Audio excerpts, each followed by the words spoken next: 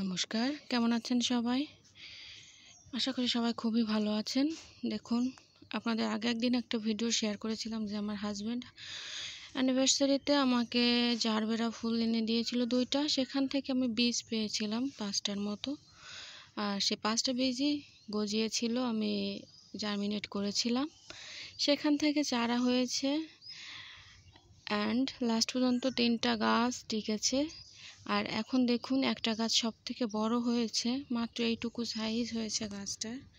সেই গাছেই কিন্তু ফুল চলে এসেছে। দেখুন কত সুন্দর ফুল চলে এসেছে।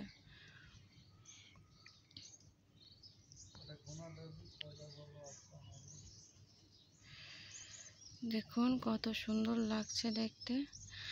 আর এটা হয়তো লাল কালার হবে, 2টা কালারের ফুল এনেছিল, হলুদ আর লাল। তা মনে হচ্ছে এটা লালই হবে। আর হয়তো বা 1 সপ্তাহের মতো লাগতে পারে ফুটতে, বেশি দিন আর লাগবে না। এটার একটা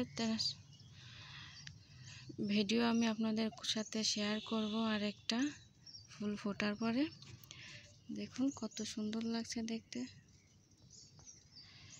খুব সুন্দর না? আর গাছটার গ্রোথ কিন্তু বেশি ভালো না, এই জন্য ফুলের সাইজটা একটু ছোট হবে হয়তো। পাতাগুলো অনেক ছোট ছোট, দেখুন মাত্র এইটুকু সাইজ। কি দিতে পারি, দিলে গাছটার গ্রোথ আরও ভালো হবে, নতুন চারা হবে পাশ দিয়ে, আপনারা একটু কমেন্ট করে জানাবেন। আর আজকে এমনি ফুল কম ফুটেছে, তাও আপনাদের একটু দেখিয়ে দিই, চলুন। ফুটেছে একটি গোলাপি ঠোকা। আর হ্যাঁ, দেখুন কালকে আমি মেহেদি দিয়েছি আবার, যেহেতু আমি একটু মেহেদি দিতে ভালোবাসি। এই যে এখানেও ফুটেছে। কমলা থোকা ফুটেছে আজকে 2টা, অগ্নি ফুটেছে একটা, লাল জবা ফুটেছে একটা, আর এখানে আর একটা কমলা থোকা দেখুন।